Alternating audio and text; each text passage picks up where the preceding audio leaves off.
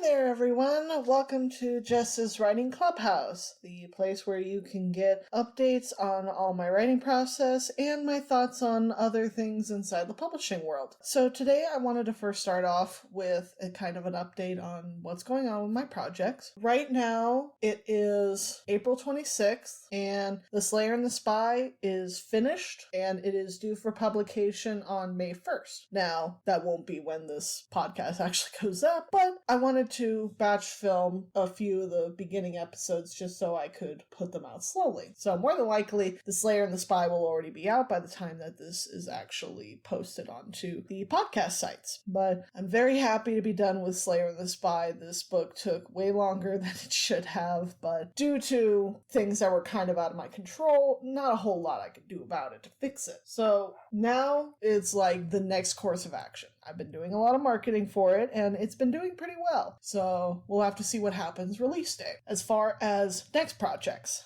I'm still in the middle of The Gamer and the Hacker, which is book 3 of my Hunter x Slayer series. And this one I have kind of just put by the wayside for at least April, because April was all about getting The Slayer and the Spy ready and getting it finished so that I could get it off my docket. Now, I'll actually have time to work on it. However, I will be traveling come early mid-May, so I'm going to try to use some of that time to draft up The Gamer and the Hacker. Fun times for everyone. I am also hard at work at world building my Fae serial. I currently have the characters listed. I am working on the world building of where they live right now, so I'm hoping that that kind of helps me springboard into working on it more. I'm really hoping that it actually comes out the way I want to. I am still debating between having it be strictly on Patreon or if I want to do Patreon and Kindle Vella. I've heard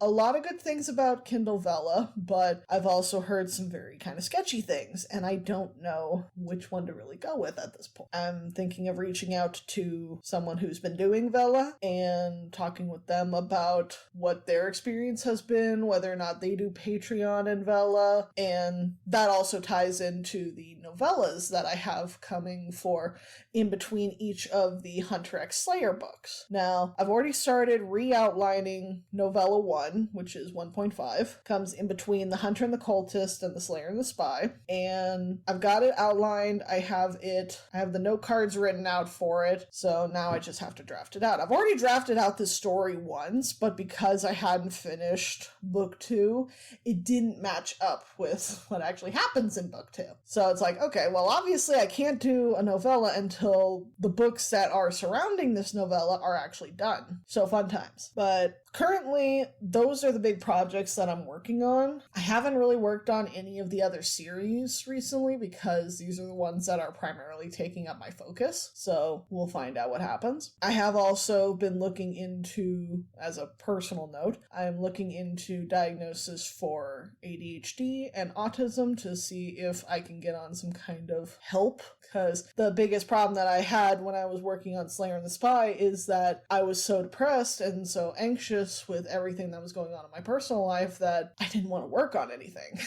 And that's not good when you're self-employed, because you legitimately could. However, it causes a lot of problems and it backs things up. So I'm hoping that I can get those kind of out of the way and get a better work balance and just feel better overall. So now that the update has kind of been finished, I'm going to move into the main discussion for this episode. Today, I'm basically going to be talking about taking in media as an author from various sources, and also how I outline books and character profiles to basically start how I actually start books. I'm also going to be talking about the character profiles that I do for each of my characters when I first start kind of building them. This way, you can get an idea of how my stories are built from the ground up. So the first part I'm going to talk about is the taking media in as an author. I will say that since I started looking into storycraft, which I'll talk about a little bit later, a lot of pieces of media have been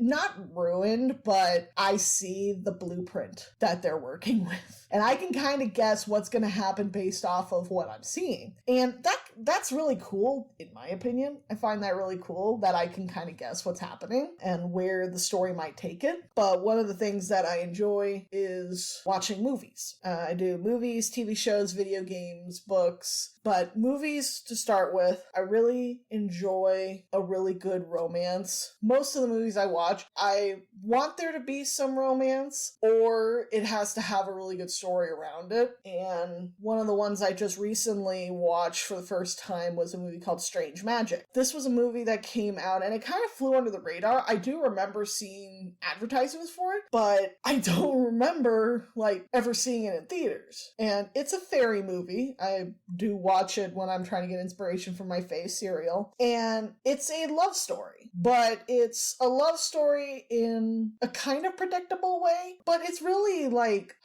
how do I put this? It's a believable romance. And that's one thing that I really don't like in some romantic movies, is that the romance is not believable and you can't understand why person A and person B are somehow getting together. It doesn't make sense. But with Strange Magic, it actually works really well. I highly recommend watching it. It is a little cringe because it's a jukebox musical, but if you are interested, it is on Disney Plus, and I highly recommend it because I believe Evan Rachel Wood plays the female fairy love interest, and Alan Cummings plays the male love interest. It is a really good movie, and I highly recommend it. Just remember, it is a product of its time with jukebox musicals. The animation is really pretty, though. It's very smooth, and it's just very stunning to look at. But I also watched a movie called Just Right with Queen Latifah and Common. And that one is definitely one that has a storyline where the two romantic interests actually have chemistry. And that's the one thing that I've started noticing in a lot of romance movies where movies with a romantic subplot have trouble. Because, the one that I can think of off the top of my head is in Captain America Winter Soldier, when Steve Rogers has that, or is it Winter Soldier or is it Civil War? I think it's Civil War when he has the kiss with Agent Carter's granddaughter. And I'm like, why? I don't understand this. Why are you two kissing? That makes no sense. Because it's yeah, she helped him, but where's the romantic tension? Where is that? I felt like even though it came out of left field, the romantic attraction between Natasha Romanoff and Bruce Banner made more sense, even though I still don't entirely love that because of how it was handled. I can understand where that might have come from. However, again, the way it was handled was not kosher. And the one thing that I've also noticed with knowing storycraft is knowing where, as I said before, where the plot is going to go. So I can be watching a movie and I get about halfway through, and something that has appeared within the first act, I know is going to be coming later. If they're a good writer, they will use these little things to basically surprise you at the end where it's actually important. And the one thing that I noticed pretty early on when it came to that kind of thing happening is in the new movie Turning Red. Too Long Didn't Read. This movie is phenomenal. Absolutely phenomenal movie. And it's a movie literally about a teenage girl who is going through changes in her life and figuring out what kind of person she wants to start to be. And the one thing that kind of stood out was they mentioned in this movie how hard it is to basically get rid of the panda, which is what happens with the main character May. I don't want to give away too much, but basically May, who is the main character, Maylin, she is forcibly transformed into a red panda, and they can do this whole thing to get rid of it. However, they mention multiple times that the more she transforms into it, the harder it'll be. And I knew that kind of thing was coming up later, where we would see how hard it is if she does use it a lot. And in the back of my mind, I'm like, there's gonna be more to this. There has to be more to this. And sure as shit, there was.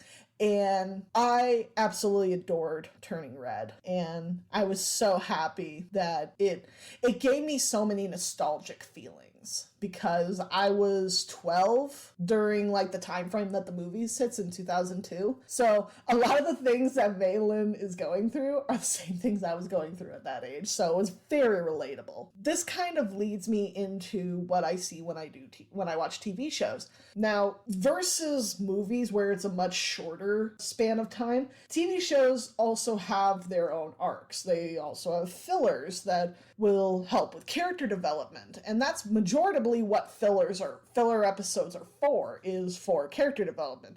If the episode does not further the plot, it's going to further the characters. And that is something that I noticed a lot with some of the TV shows that I watch, such as like the show Leverage. I love the original Leverage, and I love Leverage Redemption, which is now on IMDb TV. And they do this. They'll have episodes that deal with the overall plot of that season. However, they will also have episodes that really delve into the characters' issues or something that's going on with the characters themselves. And I really enjoy seeing those filler episodes, probably a little bit more than the main plot, because most of the time the main plot is like this big overarching thing that gets really heavy, especially with Leverage with a couple of the seasons. And I enjoy seeing the character building that it does. Video games are also one of those things that tend to get a lot of story structure, because I majoritively like video games that actually have a story mode to it and a narrative that I can really follow, which is why most games where it's like, it's just, you play the game like Call of Duty. Most of the time, Call of Duty doesn't have a very good storyline. It's mostly played for zombies, or I think it's called Extinction, but it's not played for the story. It's played for the gunplay. And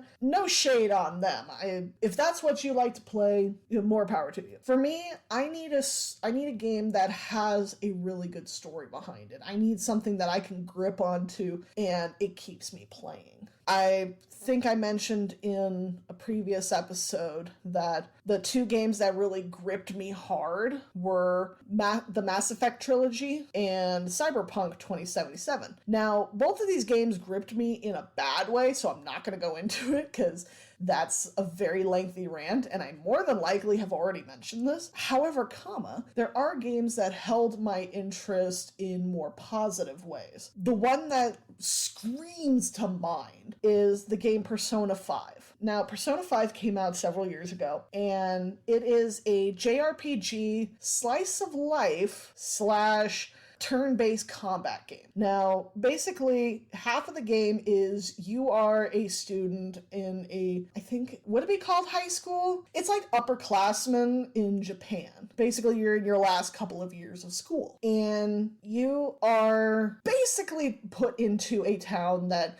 is not your hometown because of some legal stuff that happened, and your parents basically sent you to live with a rando stranger, which I always thought was weird, but that's beyond the point. Now, half of the game is you just going about your life, going to school, taking tests, answering questions, and hanging out with friends, finding a girlfriend, because unfortunately you can't find a boyfriend, which that is one tick against it. But the other half of the game is you going into the distorted hearts of very bad people who have twisted the world in their own mind to suit what they believe to be right. And your job is to basically find the treasure that encompasses their distortion and steal it. And when I first tried this game, it's from a company called Atlas, and Atlas is known for their JRPG games. And these games, I was told that people is like, if you're gonna play this, you're gonna sink multiple hours in here, like minimum 5 hours just to get through to where you can do anything on your own. I'm like, that's a commitment. But I played a little bit of the copy my friend had, and I'm like, okay, this is interesting. Maybe I'll pick it up. So I picked it up. 250 hours later, 2.5 playthroughs. I went through the game twice, and I was on a third time before I lost my data. Suffice it to say, I was absolutely hooked. The story was gripping. I was on the edge of my seat. When I finished it the first time, I was literally standing in front of my TV, just holding the controller as shit was going down.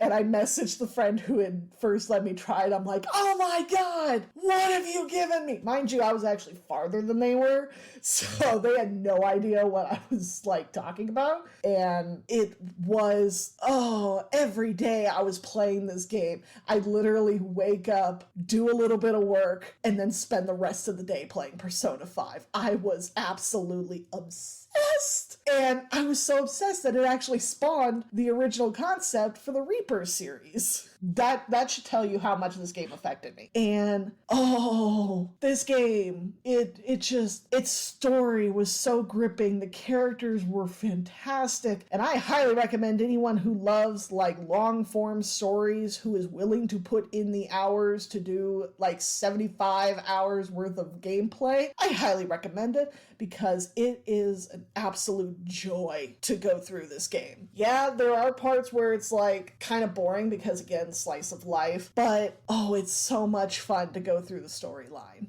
The storyline is gripping, absolutely gripping. And that's where video games have a lot of agency, where because you are controlling what this person does, you feel like you're more in it versus a movie or a TV show where you're just viewing it. And this one, you are actually like taking part in it. You are participating in what's going on.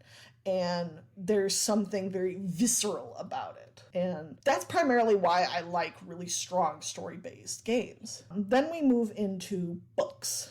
Books, I've been an avid reader since probably about middle school.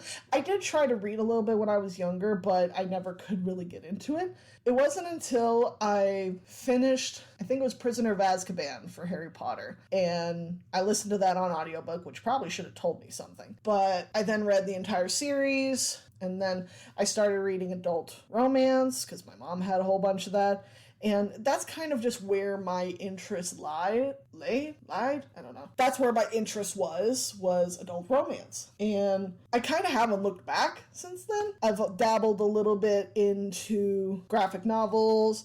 I've dabbled into what are called cozy mysteries, usually like amateur detective, and then I moved into LGBT romance, and that's kind of where I found my little niche. So all of these have wonderful stories that can be told, and you can take all these different mediums that I've taken inspiration from have helped kind of shape the writer that I am. And I wouldn't change it for anything, because anytime I take in a piece of media, a little piece of it stays with me. And because I like to kind of mold things as I want, yeah, that piece is coming from another source, but much like Play-Doh, I take that idea, that raw idea, and I mold it into what I want it to be. So yeah, Gustav is based loosely off of Alucard from Hellsing, but short of the physical characteristics, there's nothing that really denotes the connection between the two of them. And I really enjoy molding things to how I want them, or how they're supposed to be in my head. So leaning into characters and how I build up my worlds leads me into outlining and character profiles. Specifically, I'm going to start with the outlining. When I want to start a new book, 9 times out of 10, when I'm starting something brand new, I will usually take the characters that I've already decided are going to be like the leads. And then I will look at each character and figure out, hey, what is their problem? Or what is it that they want to solve in this one?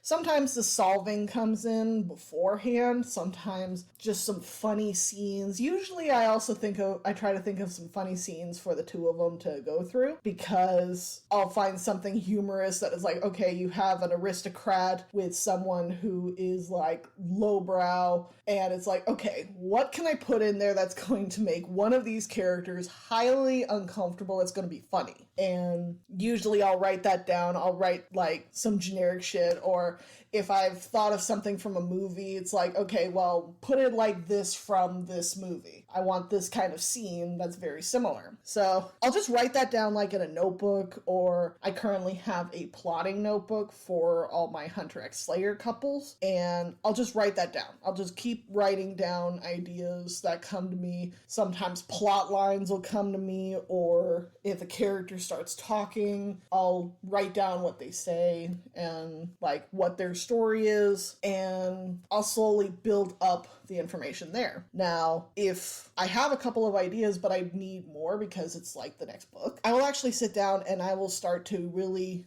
delve deep into the character. It's like, okay, I need their problem. I need how they're going to solve that problem in the wrong way, or what they think is going to fix that problem, and then what is actually going to fix their problem. And if I separate the three of those things, it makes it so much easier for me to actually figure out the characters themselves, because it's like, okay, what is the wound that is causing their problem? So once I figure out their wound, what do they think is going to fix it, and what do they not want to recognize is going to fix it? So once I get all those down, then I'll start to kind of build in things in between there to help kind of like have backstory, have information, and things that need to be shown throughout the novel. And I'll just keep making a list of all these things. There's no rhyme or reason to how I structure it. It's just like idea down, all the way down, until I have enough ideas that it's like, okay, I feel comfortable enough that I could start to kind of outline it. So then that's when I move into the Save the Cat method for planning. And if you've never heard of Save the Cat, there are two versions of it. There is the original one, which is Save the Cat, right?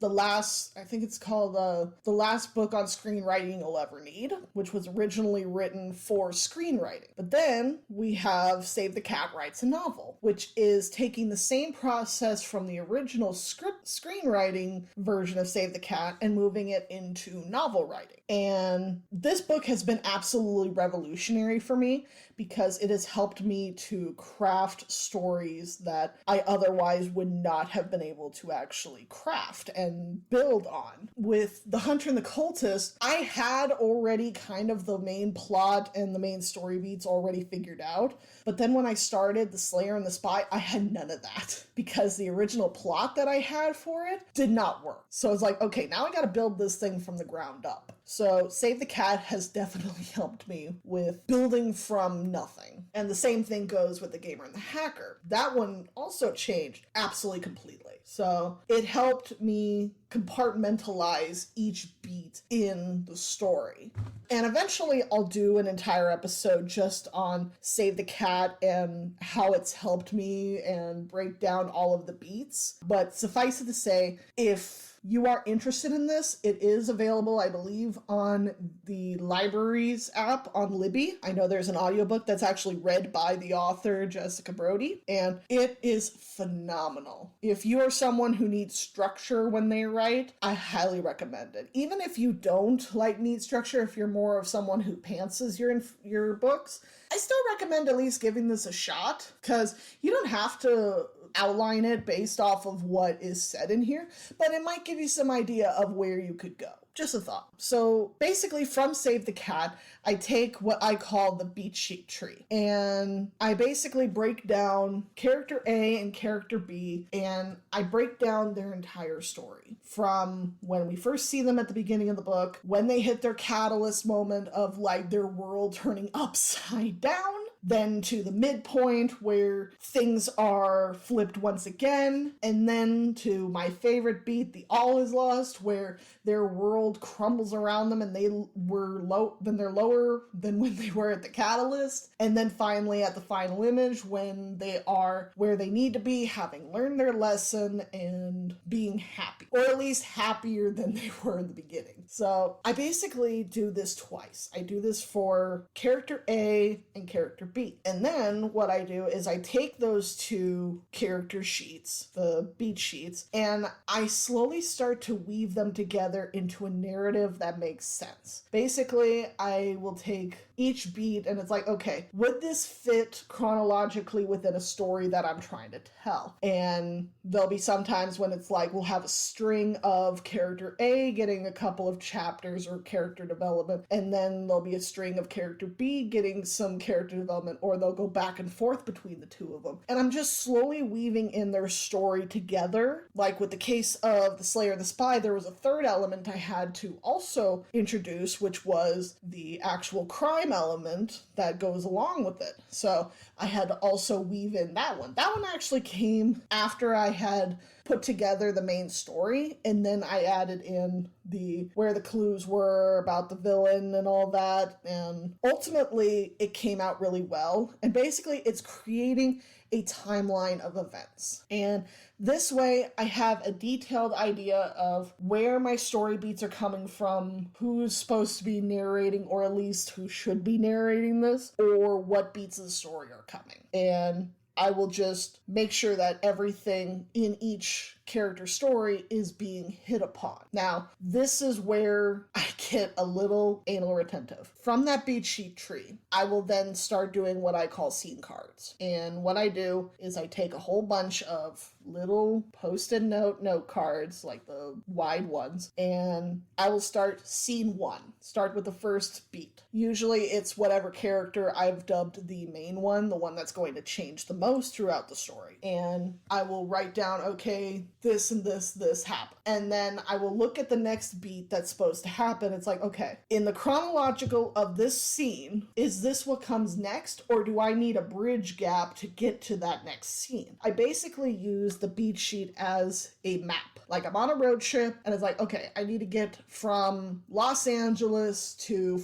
Orlando. And it's like, okay, I have all these stops at gas stations and food places. Where am I going to stop? And that's what the beat sheet is. Those are those stops. And then what I do is I am marking out all the things that lead up to each of those stops. And that's how I build my scene cards. My scene cards basically tell me, okay, I have this many scenes and I can roughly guess how many chapters I'm going to end up with, because I always put 3 scenes per chapter. Until you get to the end, then it's like maybe 2 scenes in one chapter, but that's usually the last one. And that's basically how I get ready to start doing my first draft. Now, I do kind of like Neil Gaiman's way of writing, which is headlights writing. Basically, I can only see as far as my headlights can take me. So I will always have just the next scene card in front of me. I have an idea of where I need to go, but the scene card is what I can see directly in front of me. And this is what I build from. So that's ultimately how I end up outlining and starting up the first draft. Usually the first draft is very anemic. It is strictly telling myself the story. And I can tell you right now that the order of the scene cards doesn't always match up. Sometimes I will recognize that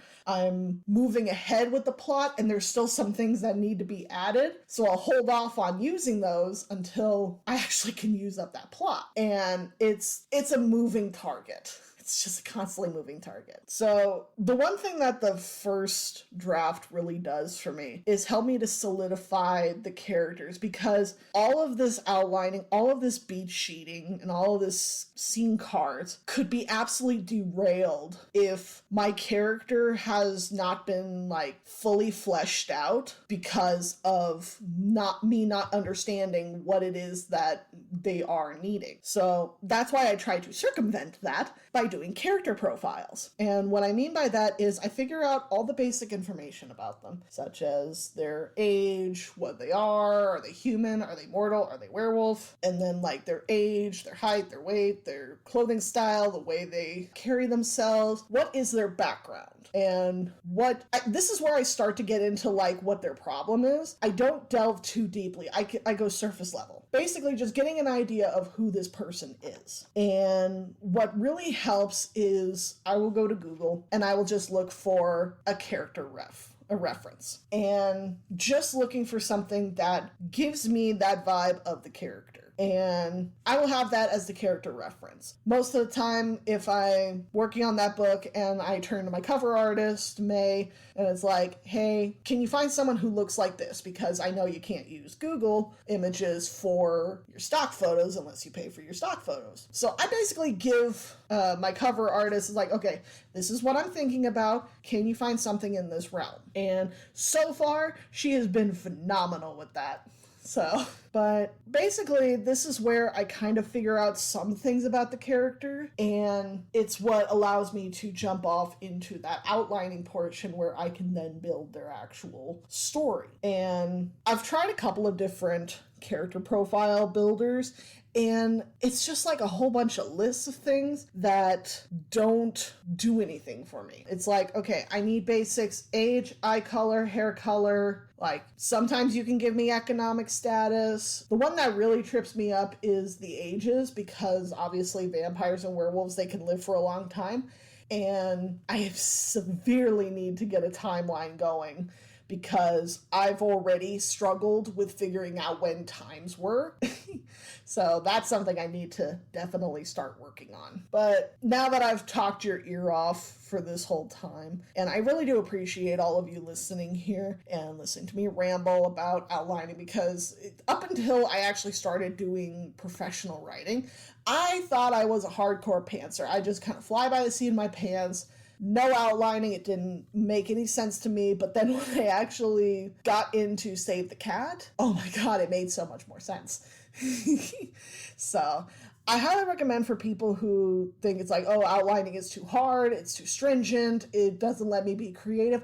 I highly recommend at least giving Save the Cat a try, or at least reading about it. Even if you never use the beats for your own thing, at least looking at what other people do, like other outliners use, is always a good thing, because as a writer, you're always learning. And you never stop learning. There's always something else that you could be looking into. So I thank you all for listening to me ramble on. This has been fun. I hope you all enjoy this podcast, and I will hear from you all when you listen to this, and I'll speak to you later. Bye-bye.